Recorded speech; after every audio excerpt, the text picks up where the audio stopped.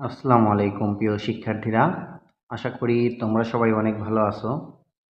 আজকে তোমাদের অনুশীলনী 4-এর 3 নাম্বার সৃজনশীল করাবো। এই 3 নাম্বার সৃজনশীল কিন্তু খুবই গুরুত্বপূর্ণ। তোমরা মনোযোগ সহকারে সম্পূর্ণ ভিডিও দেখার চেষ্টা করবা। দেখো 3-এর একটা উদ্দীপক দেওয়া আছে। আমাদের এই জায়গায় যেটা বলছে কিউ এর একটা মান দেওয়া আছে, এর একটা মান দেওয়া আছে। আমাদের ক নাম্বারটা বলছে ফোর এর পাওয়ার 2p মাইনাস 1 সমান 512 হলে পি এর মান নির্ণয় করো। আমাদের ক নাম্বার অঙ্কটা কিন্তু উদ্দীপক রিলেটিভ না। আমরা ক নাম্বার অঙ্ক করার জন্য উদ্দীপকের কারো সাহায্য নেব না। তাহলে চলো আমরা ক নাম্বার অঙ্কটা শুরু করি। দেওয়া আছে 4 2p মাইনাস 1 সমান 512। আমাদের লব সূচক অঙ্কের প্রথম টার্গেট যেটা রাখতে হবে সেটা হলো যে সকল সংখ্যাকে ভাঙানো যাবে সেই সকল সংখ্যাকে ভাঙাতে হবে। অর্থাৎ মৌলিক সংখ্যা ব্যতীত যে কোনো সংখ্যাকে কিন্তু ভাঙানো যায়। আমরা ওই সকল সংখ্যাগুলোকে ভাঙাবো। যেমন এখানে 4কে ভাঙানো যায়, আবার 512কেও ভাঙানো যায়। আমরা যদি 4কে ভাঙাই দেখি কত আসে। 4কে 2 দ্বারা ভাঙলে 2 আসতেছে, অর্থাৎ 2 পাইতেছি কয়টা? 2টা। আমরা কিন্তু এখানে 2-র উপরে স্কোয়ার লিখতে পারি। তাহলে 4কে ভাঙাইয়া পাইলাম আমরা 2-র উপর স্কোয়ার, তারপর পাওয়ার হিসাবে আছে 2p মাইনাস 1 সমান।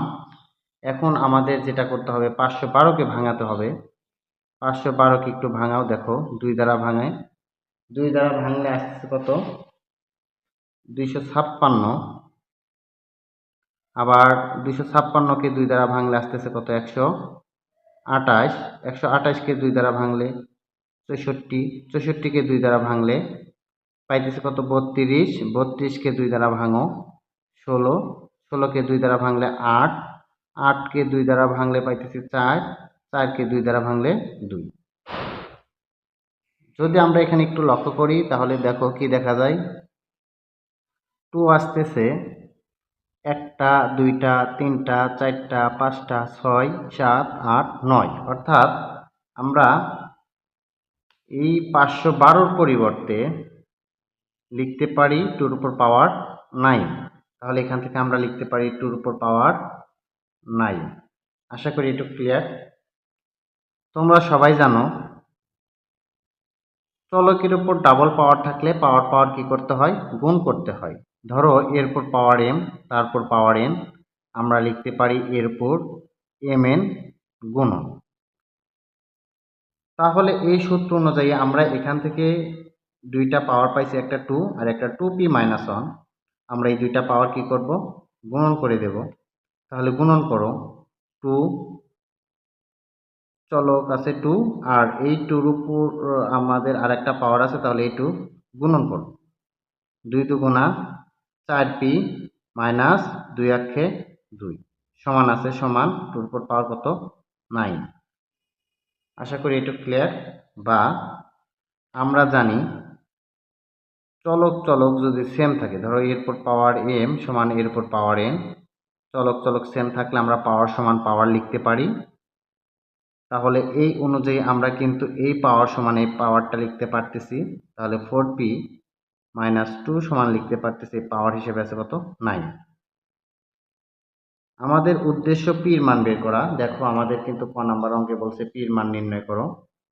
তাহলে আমরা এই 2-র সাথে যেহেতু পি নাই, এই 2টা রাখবো না। 2 আছে মাইনাস, ওই ডান পাশে গেলে কি হয়ে যাবে? প্লাস। তারপরে দেখো 4 আছে পির সাথে গুণন, ওই সাইডে গেলে কি হবে? ভাগ। তাহলে আমরা লিখতে পারতেছি পি সমান 9 যোগ 2 11 ভাগ 4। আমাদের এটা কিন্তু পির মান, আমরা এখানে অ্যান্সার দিতে পারি।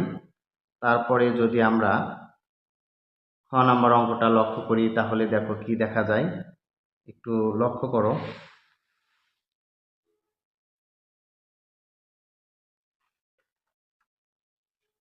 দেখো খ নাম্বার অঙ্কে যেটা আছে সেটা হলো কিউ সমান 1 হলে এক্স এর মান নির্ণয় করো। তাহলে আমাদের এই খ নাম্বার অঙ্কটা করার জন্য কিন্তু উদ্দীপকের সাহায্য নিতে হবে। আমরা খুঁজে দেখি উদ্দীপকে কিউ এর একটা মান দেওয়া আছে। এই কিউ এর মান সমান আমরা কি লিখতে পারি 1। এখান থেকে আমরা এক্স এর মানটা নির্ণয় করি। তাহলে আমরা আগে খ নাম্বার অঙ্কে উদ্দীপক থেকে কিউ এর মান উঠায় নেই।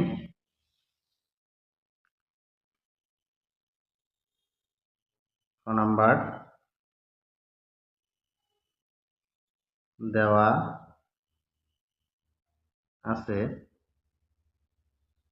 কিউ সমান log 10x plus log 10x minus 3। আমরা কিন্তু একটা সূত্র জানি, লগের ভিত্তি যদি সেম হয়, লগ আমরা একটা লিখতে পারি, আর প্লাসের জন্য চলকটা কি করতে পারি, গুণন লিখতে পারি।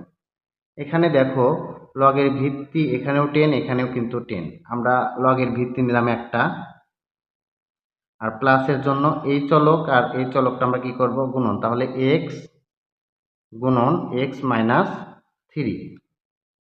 আমরা এখান থেকে যেটা লিখতে পারি সেটা হলো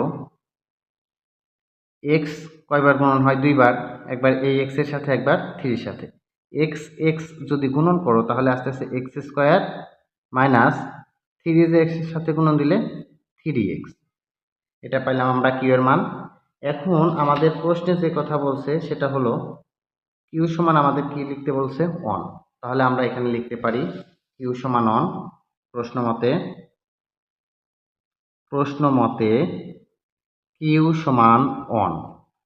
তাহলে কিউ এর যে মানটা পাইছে এই মানটা আমরা এখানে লিখতে পারি log 10 x square minus 3x সমান কত লিখতে পারি 1। আমাদের উদ্দেশ্য কার মান বের করা, x এর মান নির্ণয় করা। তাহলে আমরা যেটা করব সেটা হলো এই log 10 ভিত্তিটা যে আছে এটা তুলে দেওয়ার চেষ্টা করব। তাহলে এই log 10 ভিত্তি কখন তুলে দিতে পারবো, যখন এ পাশেও log 10 ভিত্তি থাকবে, এ পাশেও log 10 ভিত্তি থাকবে, তখন কিন্তু আমরা এই log 10 ভিত্তিটা তুলে দিতে পারবো। দেখো আমরা কিন্তু একটা সূত্র জানি, সেটা log এর উপর ভিত্তি আর চলক যদি সেম থাকে তার মান কত 1।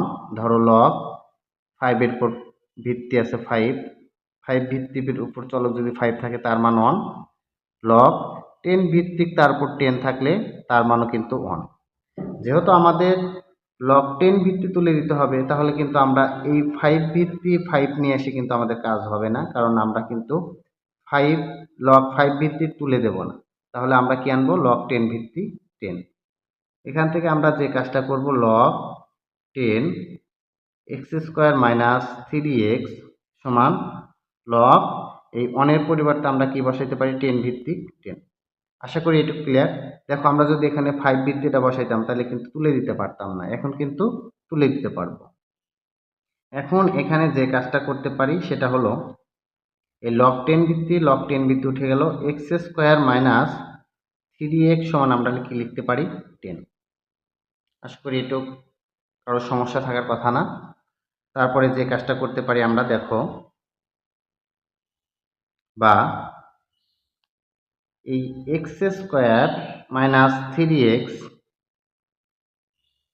এই 10 আছে এখানে প্লাস, বাম পাশে আসলে কি হবে, মাইনাস 10 ইজিক্যাল টু 0। আমাদের এখানে যে কাজটা করা লাগবে সেটা হলো, এখানে আমরা আগে দেখব মিডল ফ্যাক্ট হয় কিনা। মিডল ফ্যাক্ট না হলে আমরা অন্য একটা সূত্রে যাব। আগে মিলিয়ে দেখো মিডল ফ্যাক্ট হয় কিনা। যেমন এখানে আছে 10 মাইনাস 10, আমাদের গুণন করে মাইনাস 10 আনতে হবে, যোগ বিয়োগ করে মাইনাস 3 আনতে হবে। এই 10কে ভাঙাই, 10কে দেখো 2 দ্বারা ভাঙলে 5 দুগুণা 10। আমরা যদি এখানে বড়টার আগে মাইনাস চিহ্ন দেই, ছোটটার আগে প্লাস চিহ্ন দেই, তাহলে যেটা আসতেছে +2 গুণন -5, 5 দুগুণা 10, প্লাস মাইনাসে -10, আবার যোগ বিয়োগ করলে -5 + 2 সমান আসতেছে কত, -3। তাহলে যোগ বিয়োগ করে আমরা -3 আনতে পারছি, আবার গুণন করে -10 আনতে পারছি। তার মানে আমাদের মিডল ফ্যাক্ট এটাই করতে হবে। আমরা 2 এর পরে যেহেতু চলক হিসেবে x আছে আমরা x দেব, আর 5 এর পরেও x দেব। এখন কি করব, এখানে যে কাজটা করতে হবে, x স্কয়ার এই -3x এর পরিবর্তে আমরা -5x + 2x লিখব, -5x + 2x -10 সমান কত? 0। আশা করি এটা ক্লিয়ার। দেখো আমাদের এখানে কিন্তু জোড়ায় জোড়ায় দুটি করে পদ চলে আসছে। দেখো এক জোড়া এক জোড়া, টোটাল 4টা পদ। আমরা জোড়ায় জোড়ায় কিন্তু কমন নেব এখান থেকে। এখান থেকে দেখো এখানে আছে x 2টা গুণন অবস্থায়, আর এখানে আছে কয়টা? একটা। আমরা সর্বনিম্ন কমন নিলাম x, এখানে 2টার ভিতর থেকে একটা চলে আসলো, একটা থাকে x মাইনাস এখান থেকে x চলে গেছে, থাকতেছে কত? শুধু 5 প্লাস এখান থেকে এমন একটা সংখ্যা কমন নেব যাতে দুইটা সংখ্যাকে ভাগ করা যায়। যেমন 2 কমন নিলে আমাদের এখানে 10কে ভাগ করা যায়, 2কেও ভাগ করা যায়। তাহলে 2 কমন নিলাম, এখানে যেটা পাইতেছি সেটা হলো x পাইতেছি মাইনাস 10কে 2 দ্বারা ভাগ দিলে কত? 5। এখানে কত? 0। আশা করি এটুকু ক্লিয়ার।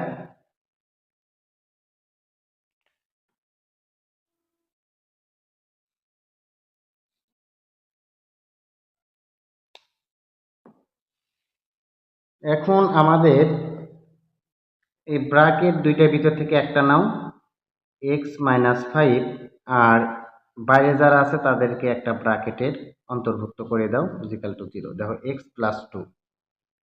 আশা করি এটা ক্লিয়ার। হয় x - 5 সমান 0, অতএব x সমান কত? 5, মাইনাস এই সাইডে আসলে কি হবে? +5, অথবা x + 2 সমান 0, অতএব x সমান আসতেছে কত? -2। আমাদের -2 গ্রহণযোগ্য নয়। কেন গ্রহণযোগ্য নয়? কারণ লগে কখনো ঋণাত্মক মান নেওয়া যাবে না। তোমরা লগ -2 তুললে তার মান কিন্তু ইনফিনিটিভ আসবে। ক্যালকুলেটর করে দেখো। অতএব নির্ণেয় সমাধান x সমান কত? 5। আমাদের অ্যান্সার বের হলো 5। আশা করি এটা ক্লিয়ার। অঙ্কটা তোমরা বুঝতে না পারলে অবশ্যই আর একবার দেখো। এটা কিন্তু একদম ইজি একটা অঙ্ক। তোমরা একবারের জায়গায় যদি 2বার দেখো অবশ্যই বুঝতে পারবা। তারপরে আমাদের দেখো ঘ নাম্বার অঙ্কটা কি বলছে, ঘ নাম্বার অঙ্কটা করার চেষ্টা করি। ঘ নাম্বার আমাদের যে কথাটা বলছে সেটা হলো n এর একটা মান দেওয়া আছে, আর এই n এর মান থেকে আমাদের প্রমাণ করতে হবে n সমান 7। অর্থাৎ আমরা এটার ক্যালকুলেশন করে যদি 7 আনতে পারি তাহলে কিন্তু আমার প্রমাণ হয়ে গেল। আমরা n এর সাহায্য নেই। দেখো দেওয়া আছে, আমরা লিখতে পারি n সমান কত? 7 এর পাওয়ার m + 1 ডিভাইডেড 7 এর পাওয়ার m তার উপর পাওয়ার m - 1 ভাগ 49 এর পাওয়ার m + 1 ভাগ 7 এর উপরে পাওয়ার m - 1 তার উপর পাওয়ার m + 1 গুণন 3√7 এর পাওয়ার কত? 9। আমাদের মূল টার্গেট যেটা সেটা হলো যে সংখ্যাকে ভাঙানো যাবে ওই সংখ্যাগুলোকে কিন্তু আমরা ভাঙায় নেব। আমরা যদি এদিক লক্ষ্য করি, দেখো এখানে কিন্তু 7কে ভাঙানো যায় না, এটা এমনি রেখে দিলাম, যেমন আছে তেমনই। ভাগ আছে ভাগ 7। আমরা জানি ডাবল পাওয়ার থাকলে পাওয়ার কি করতে হয়? গুণন। অর্থাৎ এই m এই পাওয়ারের সাথে কিন্তু গুণন, তাহলে গুণন দাও। m যায় m এর সাথে গুণন, মাইনাস 1 এর সাথে গুণন। m গুণন দিলে m স্কয়ার, মাইনাস m 1 এর সাথে গুণন দিলে mই হয়। ভাগ আছে ভাগ, আমরা যদি 49কে ভাঙাই দেখো কত আসে? 7 দ্বারা ভাঙো, 7 × 7 = 49। অর্থাৎ 7 আসলো কয়টা? 2টা। আমরা 7 এর উপর কি লিখতে পারি? পাওয়ার 2।